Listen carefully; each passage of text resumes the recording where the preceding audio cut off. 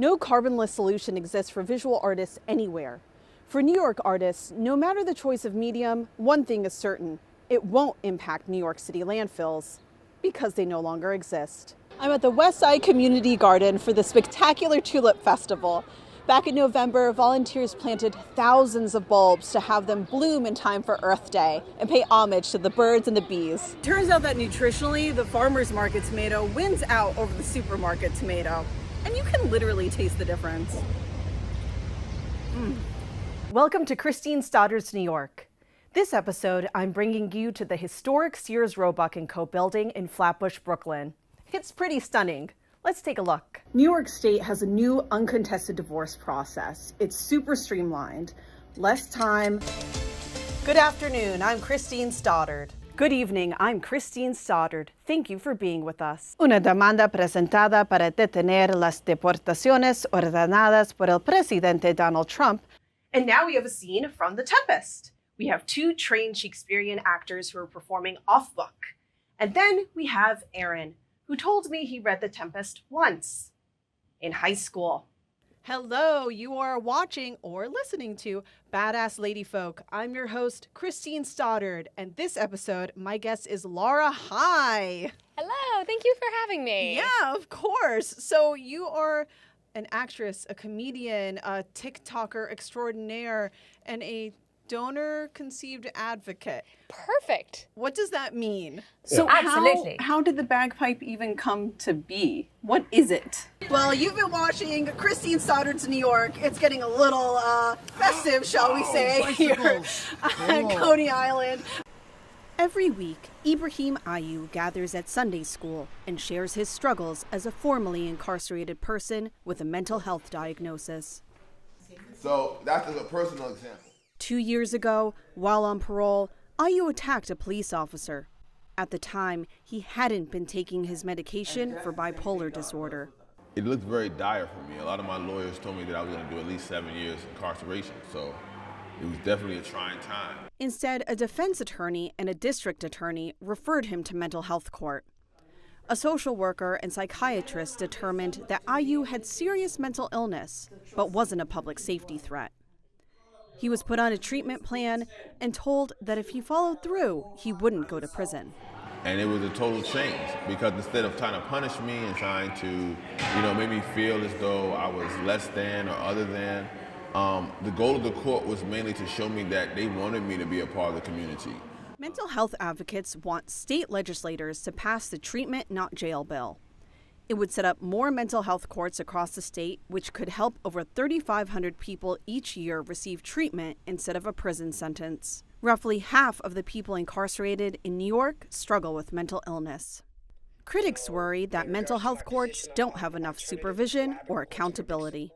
We need to make sure that we have guardrails, make sure that the people that are amendable to treatment are getting into the treatment programs, getting the treatment they need, and those that pose a threat to public safety, we need to hold them accountable so that other people aren't hurt or victimized in the community. Ayu says he's reached this point in his life directly due to mental health court. But mental health court switched the whole paradigm, and it worked. Today, Ayu gives back as a pastor and through empowering families through his nonprofit, the Nat Turner Rebel Development Organization.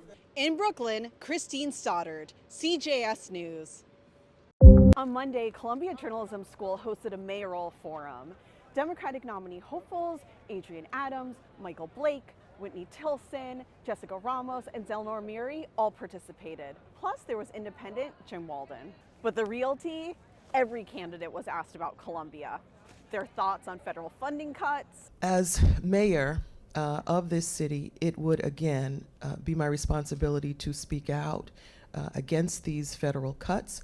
I think we have to utilize the 10th Amendment in the same way to protect our local institutions and ensure that there are no unconstitutional grabs. And what about banning face coverings during protests? Would you have sent in the NYPD here into campus? No.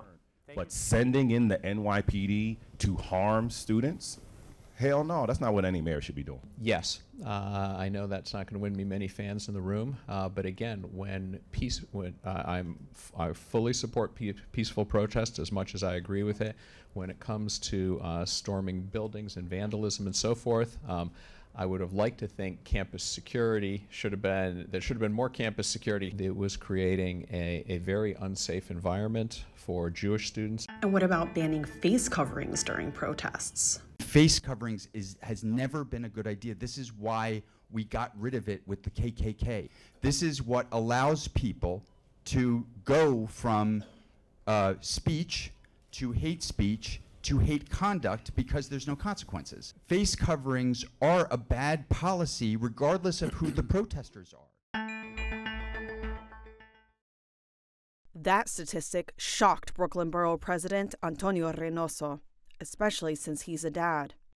So he's funding maternal health with a big chunk of his budget, more than $45 million. I want to make Brooklyn the safest place in all of New York City for Black women to have babies. Reynoso's money is helping 3 public Brooklyn hospitals renovate their women's health services spaces.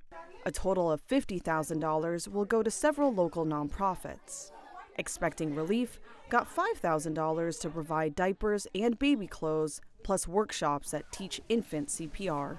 If these services are made known to the mothers, it would definitely help to decrease the mortality and the morbidity rates of infant child death and maternal death as well. The funding helps, and so does awareness.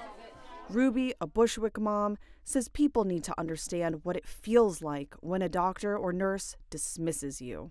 Like, they'll judge you before they know who you are. And I think that's a lot of the reasons how certain things happen, because it's like, oh, here comes another Black girl coming in. Holly Harper routinely faced racism at the doctor's office. Even before I had babies, I had gynecologists that would say terrible things to me, like terrible things to me. So when I had a baby, I was like, oh, wow, I guess racism just follows you for every phase of life. In 2021, the city started offering doula services to income qualifying mothers. Mary Powell Thomas, director of the initiative, says many mothers choose doulas on the advice of trusted friends. And another reason, honestly, is fear. A lot of our clients have heard the stories and the statistics, and they say, I don't want to be another Black woman who's a statistic.